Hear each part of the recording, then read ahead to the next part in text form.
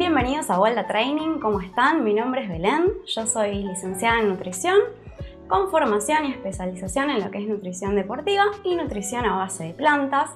Los contenidos de la clase de hoy van a hacer que al finalizar puedan saber qué son las dietas a base de plantas, cuáles son las diferencias principales con el veganismo, qué evidencia científica tenemos de este tipo de alimentaciones y cuáles son las fuentes de proteínas de origen vegetal que tenemos a disposición.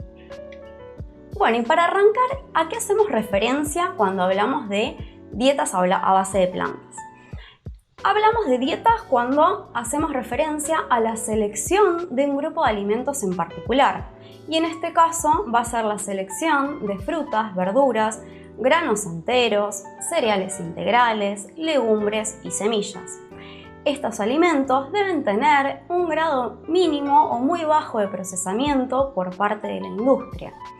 Hoy en día se sabe que este tipo de alimentaciones tienen múltiples beneficios para la salud, como ser prevención y tratamiento de enfermedades crónicas no transmisibles, como ser la diabetes tipo 2, enfermedades cardiovasculares, cáncer de colon y cáncer de próstata. De hecho, hay tanta información hoy en día de este tipo de dietas que hay un hospital en el Líbano que exclusivamente el único tipo de alimentaciones que ofrece para cualquier tipo de patologías que trate es a base de plantas. Así que hoy tenemos muchísima información de eso y también lo que tenemos son muchas variedades de las dietas a base de plantas. Dentro de estas variantes de dietas, por lo general solemos englobar al veganismo como un tipo de dietas a base de plantas. De hecho, en muchos estudios van a ver dieta vegana como un subgrupo de este tipo de dietas a base de plantas, pero lo que tenemos que entender es que el veganismo no es una dieta, es una postura ética y moral que rechaza todo tipo de explotación animal en cualquiera de los usos, ya sea transporte, entretenimiento, testeo en animales para usos de cosméticos y también va a incluir lo que sea la alimentación, porque lo que consideran las personas veganas es que los animales son seres sintientes que necesitan un respeto y una consideración moral. No es ni una dieta ni un estilo de vida. Esta aclaración me gusta hacerla porque por lo general cuando ustedes googleen alimentación a base de plantas van a aparecer determinadas imágenes y a la vez cuando googleen veganismo les pueden aparecer las mismas. Por ejemplo, estas imágenes que son referentes a una dieta a base de plantas. Obviamente que las personas que son veganas pueden llevar una dieta a base de plantas, pero lo que están buscando en su alimentación es que sea libre de explotación animal. Entonces, pueden llevar dietas a base de plantas o pueden consumir procesados hechos por la industria que sean libres de explotación animal, que es lo que están buscando. No buscan ni mejorar rendimiento deportivo, ni salud, ni dejar una huella hídrica menos en lo que sea la parte sustentable de la alimentación, sino que buscan esa consideración moral hacia los demás animales. ¿Y con qué evidencia científica contamos hoy en día? Bueno, en el 2016 la Academia de Nutrición y Dietética de Estados Unidos y Canadá pusieron su postura manifiesto de este tipo de alimentaciones después de una revisión bibliográfica y de realizar diferentes tipos de dietas a base de plantas para diferentes patologías y poder evaluar así si se cubrían nutrientes que llamamos nutrientes críticos en lo que son la alimentación. Y llegaron a la conclusión de que si estas dietas principalmente cubren calorías y son variadas y son a base de plantas, llegan a cubrir las proteínas que necesitamos en cualquier etapa del ciclo vital. También pudieron observar que son saludables y nutricionalmente adecuadas para todas las etapas del ciclo vital, incluyendo atletas de alto rendimiento. Y este tipo de beneficios para la salud que estuvimos nombrando antes, como tratamiento y prevención de este tipo de enfermedades que actualmente son principales causas de muerte a nivel mundial. Entonces, ¿qué es lo que ellos llegaron a la conclusión? Que este tipo de alimentación, al tener menos cantidad de grasas saturadas, al tener un mayor contenido de antioxidantes y fitoquímicos, que ustedes vieron estas propiedades en la clase de vitaminas y minerales y micronutrientes, y también todas estas cosas cooperan a la mejor salud integral de la persona. Entonces, cada vez se están fomentando más este tipo de alimentaciones por parte de diferentes profesionales de la salud a lo largo y a lo ancho del mundo.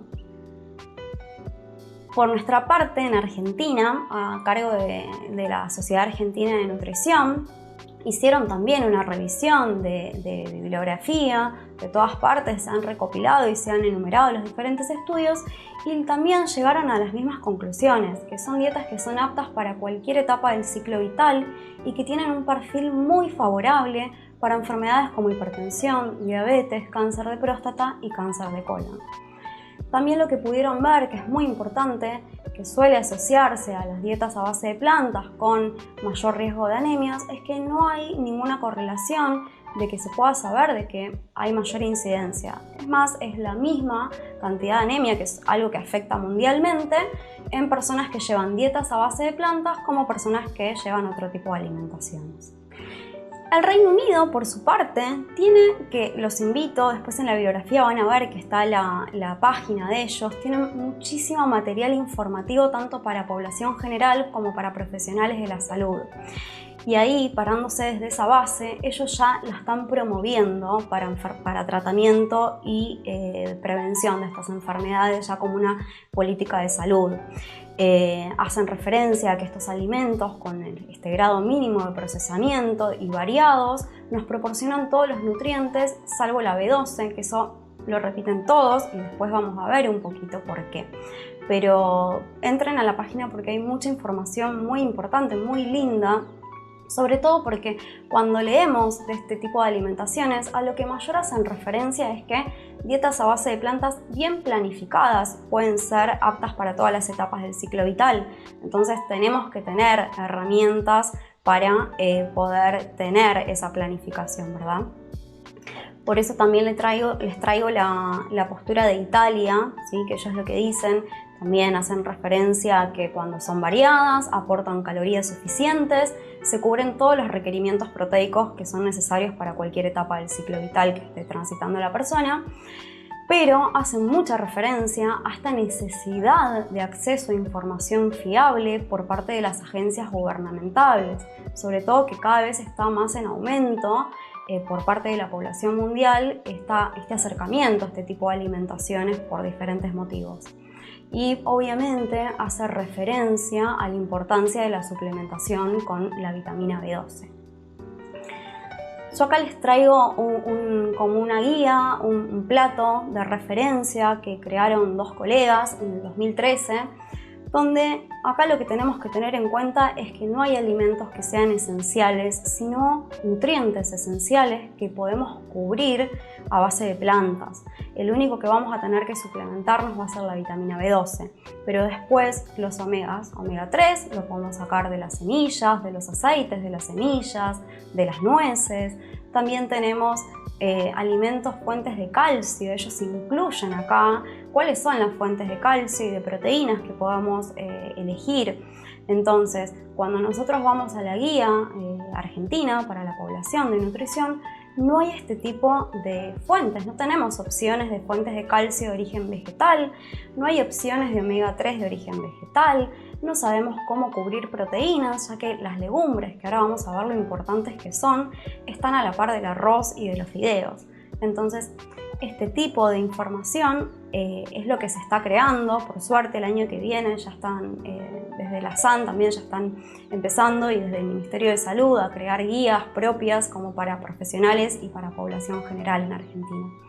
Pero mientras, esta me parece una muy buena guía de referencia como para saber de dónde sacar estos nutrientes, ya que, como les dije recién, lo que necesitamos son nutrientes esenciales a cubrir, no alimentos en particular de dónde sacar estos nutrientes.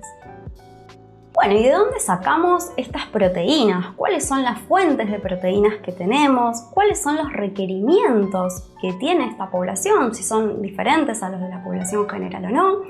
¿Cuáles son las técnicas para aumentar la digestibilidad y la absorción de estas proteínas? Que ya vamos a ver por qué tenemos que hacer hincapié en eso. Van a ver que la principal fuente de proteínas van a ser las legumbres y sus derivados. Van a ver la soja, el tofu, que es un derivado de la soja, garbanzos, lentejas, maní, soja texturizada, y después vamos a ver también el grupo de los pseudocereales, qué es lo que nos vienen a aportar, por qué es importante incluirlos y qué recursos tenemos como para fortificar las preparaciones que ya tienen proteínas para agregarle un poquito más, y cómo nos podemos, qué opciones tenemos de suplementación.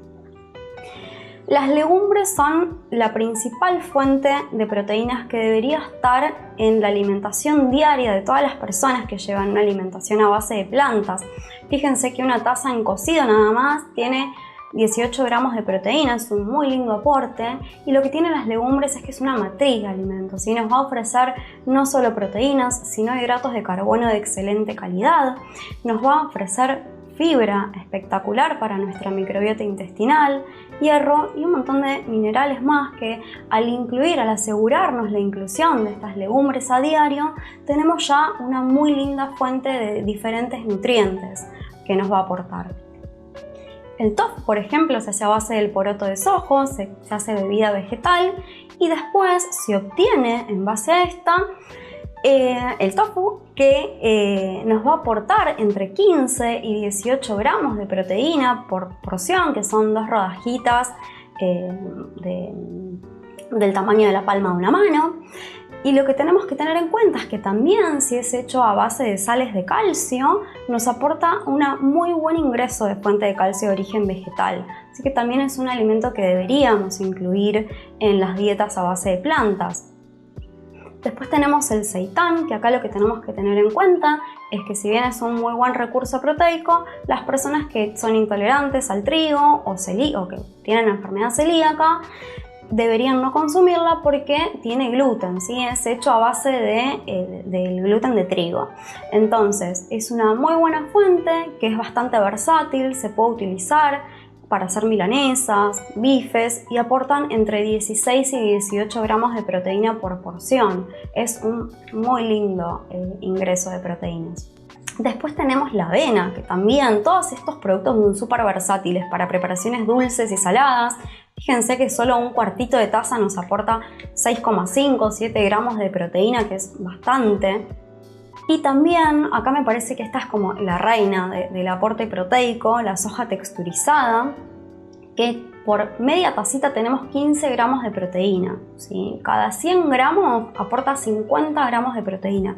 Es un re lindo recurso que se puede usar también para rellenar vegetales, empanadas, pastel de papas, en granolas, en barritas, garrapiñadas para eventos deportivos. Hay un montón de usos que la verdad que vale la pena empezar a incursionar. Y la quinoa, que acá voy a hablar también de quinoa y de trigo sarraceno y de amaranto, que son estos llamados pseudocereales, que seguramente los han escuchado nombrar, tienen un muy lindo aporte también. Cada taza aporta 8 gramos de proteína. Se pueden utilizar también para guisos, para preparaciones dulces. Son, la verdad, infinidades de preparaciones que se pueden preparar con este tipo de productos cuando empezamos a incursionar en la alimentación a base de plantas. Después también este recurso proteico me parece excelente, la levadura nutricional. Fíjense que cada cucharada sopera nos aporta casi 9 gramos de proteína. Es muy fácil enriquecer una preparación con levadura nutricional, ya que vienen de sabor neutro, tienen también sabor a queso o a manzana. Hay un montón de variedades también, pero súper importante empezar a incluirlas en las dietas a base de plantas como recursos de proteínas. Después también, este es un recurso súper económico y que no tiene gusto a nada, que es el germen de trigo, que cada 2 cucharaditas soperas tenemos 5 gramos, y la verdad que para enriquecer determinadas preparaciones es un muy buen recurso, es ir sumando proteínas de a poco, y ahora vamos a ver por qué se los digo también. Por otro lado tenemos las harinas de legumbres y los fideos que se hacen a base de harinas de legumbres, que fíjense que cada plato playo nos aporta 20 gramos de proteína. Es súper práctico de hacer, la verdad que es un muy buen aliado para la alacena de personas que llevan alimentaciones a base de plantas y de las que no también. Y también tenemos por último las proteínas en polvo a base de plantas, que como en cualquier caso, que ahora vamos a retomar un poquito la pirámide de prioridades, pero como en cualquier caso se puede utilizar según el contexto, evaluar, ya sea por necesidad o por practicidad del deportista. Bueno, y en cuanto a los requerimientos proteicos, son iguales al resto de la población. No hay requerimientos proteicos específicos para personas que llevan alimentación a base de plantas. Se calculan de igual manera, como vieron en el módulo de proteínas, por kilogramo de peso, dependiendo la actividad física que realice la persona. Lo que sí tenemos que tener en cuenta es la digestibilidad de estas proteínas, que por la cantidad de fibra y algunos antinutrientes es un poquito menor. Vamos a tener en cuenta que puede haber un rango entre 5 y 30 gramos de proteínas extras a cubrir, que como vimos con los alimentos es muy fácil, y también si no se puede evaluar suplementación como en cualquier tipo de alimentación con proteínas en polvo, que vimos que tenemos bastantes. Bueno, ¿y cuáles son las técnicas que tenemos para mejorar y aumentar esta digestibilidad y absorción de proteínas? El remojo, la cocción y, ¿por qué no, la germinación. El remojo consiste en que cuando compramos las legumbres en seco, enjuagarlas bien, lavarlas, ponerlas en un tapercito o en un contenedor con abundante agua. Hay que tener en cuenta que duplican o casi triplican su tamaño, y dejarlas durante 8 a 12 horas. Esto lo que hace es despojar a la semilla de los factores que tienen de protección natural contra los bichitos, que nosotros les solemos llamar antinutrientes, ¿sí? Esto lo que hace es que nosotros podamos acceder mejor a los nutrientes que están adentro de la semilla y mejorar esta absorción de proteínas y la digestión de las mismas. La cocción, que parece pavo que lo nombre, pero sí, dentro de las dietas a base de plantas hay una que sabemos que no es segura, que es la que llamamos dieta raw, ¿sí? Consiste en la no cocción de alimentos que no tengan una temperatura mayor a los 45 grados, y ahí sí nosotros sabemos que al no remojar, al no cocinar, es casi imposible acceder a los nutrientes que están adentro de esta semilla, ¿sí? Entonces la cocción es muy importante y va a ser la más beneficiosa de todas. Y después tenemos la germinación, que después de remojar consiste en que la semilla germine, abra, y así nosotros realmente podemos acceder bien a lo de adentro. Son todas técnicas que tenemos que tener en cuenta para aprovechar mejor los nutrientes que nos proveen estas plantas, ¿sí? Entonces, ¿qué checklist podemos hacer como para saber si esta persona, este deportista que está llevando una dieta a base de plantas, está cubriendo las proteínas? Primero y principal, asegurarnos que cubra calorías, ¿sí? Porque por más proteínas, por más que nosotros tengamos la idea de suplementarlo con proteína en polvo, si no está cubriendo calorías no van a cumplir la función que nosotros queremos, sino que se van a ir a cubrir calorías. Empezar a incluir legumbres a diario en diferentes preparaciones, pero que estén presentes por esto de que hablábamos, ¿no? Por las proteínas y por esta matriz de alimentos que encontramos en las legumbres. Tener en cuenta estos métodos para poder aprovechar más estos nutrientes, y en algunos casos que el nutricionista o el médico que esté trabajando con este deportista evalúe el uso de alguna suplementación de proteínas en polvo, como en cualquier otro deportista. Bueno, ¿y qué aportes tenemos de la ciencia? ¿Qué nos dice la ciencia de estos deportistas que eligen llevar una dieta a base de plantas? Bueno, ante todo remarcar esto, ¿no? La pirámide de prioridades es exactamente la misma. Yo lo único que le sumo es a las calorías la vitamina B12, y ya vamos a ver ahora en un ratito por qué es tan importante, pero después sigue de igual manera, ¿sí? Contemplar los macronutrientes que va a obtener este deportista, de dónde los va a obtener, cuáles van a ser las fuentes, para que sea variada y nos proporcionen los micronutrientes, el timing y frecuencia de ingesta, la distribución, la hidratación, que es súper importante, y por último el uso de suplementos deportivos, ¿sí? Pero como sigue siendo la punta de la pirámide, no empezar al revés. Y acá, en cuanto a la ciencia y el deporte y las dietas a base de plantas, hay un montón de estudios. Yo decidí traerles dos. Uno que va a hablar más de lo que sean deportes de fuerza y otros más de deportes de resistencia. En el primero, lo que hicieron fue una revisión y evaluaron los parámetros de fuerza y potencia, rendimiento aeróbico y anaeróbico, y lo que pudieron observar es que no hay diferencias entre deportistas que llevan una alimentación a base de plantas en comparación a los que eligen otro tipo de alimentaciones. Ni de forma aguda, por lo menos, no se pudo ver que haya disminución de la fuerza, del rendimiento anaeróbico o aeróbico, ¿sí? Entonces, podemos afirmar de que estas dietas no van a ser una desventaja deportiva para este deporte.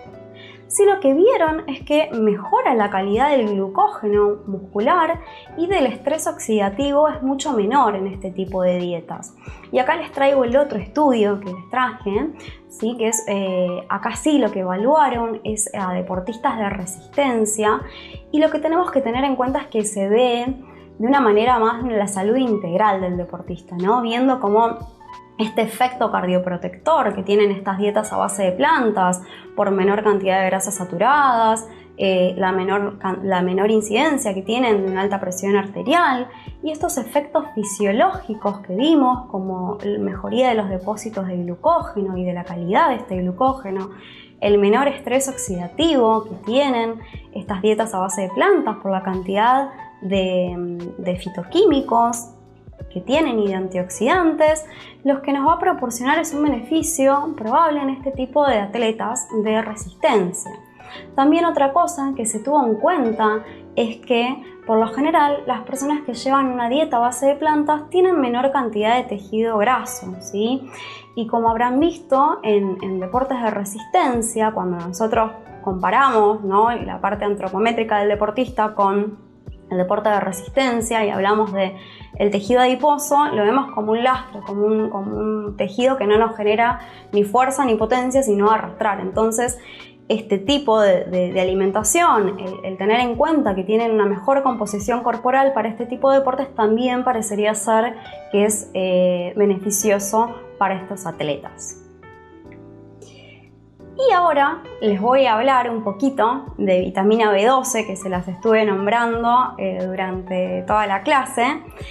¿Qué cosas tenemos que saber y por qué yo la puse al lado en la pirámide de prioridades al lado de las calorías, ¿sí? Lo que tenemos que saber es que es una vitamina que no es de origen animal, es de origen bacteriano, se encuentra en el suelo, en la tierra, ¿sí?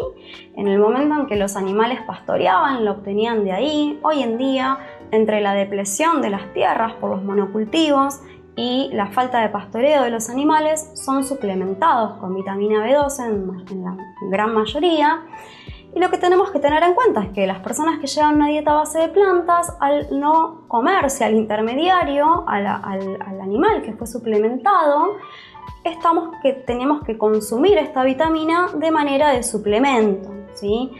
Esto es muy importante porque la vitamina B12 no solo nos puede generar anemia, sino que participa en lo que es la formación de las vainas de mielina en las neuronas, en el sistema nervioso central, y las principales consecuencias de este déficit pueden ser alteraciones neurológicas, falta de concentración, cansancio general, falta de rendimiento deportivo. Entonces, no podemos hablar de una suplementación con un suplemento deportivo sin saber si este deportista que se nos está acercando lleva una suplementación adecuada. Entonces, ustedes ahí deberíamos sugerir que haga una interconsulta con un profesional idóneo en el tema para que pueda tener una mejor salud integral, ¿sí? Porque acá estamos hablando de la salud integral del deportista, no solo de su rendimiento. Y ahora sí, vamos a meternos un poquito en suplementación. El único suplemento deportivo que les traje es la creatina, porque es el que más estudios tenemos en general y porque el resto ya lo vieron en la clase de suplementación. Y lo que se pudo ver en este estudio que se realizó en el 2003, imagínense que ya esto se viene viendo hace largo, es que se les dio a un grupo de deportistas durante 8 semanas el mismo protocolo de entrenamiento y de suplementación. Se eligió un grupo de control y un grupo donde estaba suplementado y un grupo con placebo. Lo que hicieron fue mismo protocolo de entrenamiento y pedirles que no modifiquen su alimentación, revisando esto mediante un registro de alimentos que se les pidió que realizaran. lo que pudieron ver es que a mismo protocolo de entrenamiento, sin cambiar su alimentación, vieron cambios en lo que sea mayor cantidad de tejido magro, mayor cantidad de fosfocreatina y creatina general, ¿sí? Total. Entonces, lo que tenemos que tener en cuenta es que parecería ser que estos deportistas que llevan dietas a base de plantas responden mejor a la creatina, ¿sí? Esto claramente no quiere decir que cuando se nos acerque un deportista que lleva una alimentación a base de plantas, lo primero que tengamos que pensar es en la suplementación de creatina. Si no, seguimos con la pirámide de prioridades, esa es la punta, tenemos que evaluar todo el resto, pero sí se puede tener en cuenta porque sabemos que es un suplemento que las personas a base de plantas responden mejor.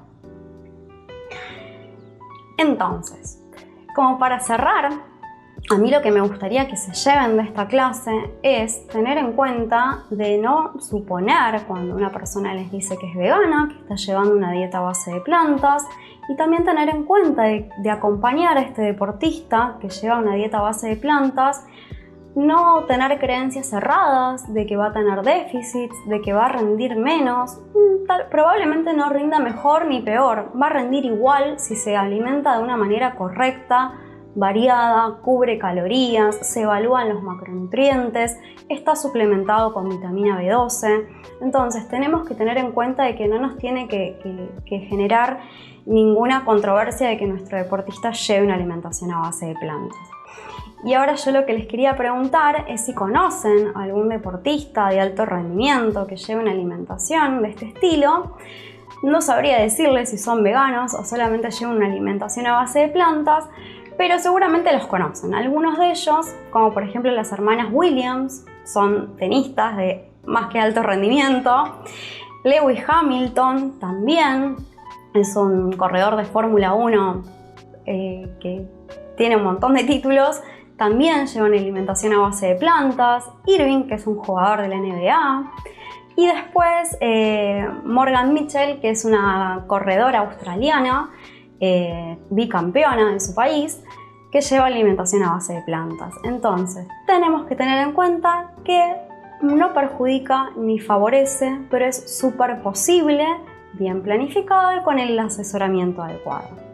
Así que bueno, con esto me despido. Muchas gracias por su atención. Hasta luego.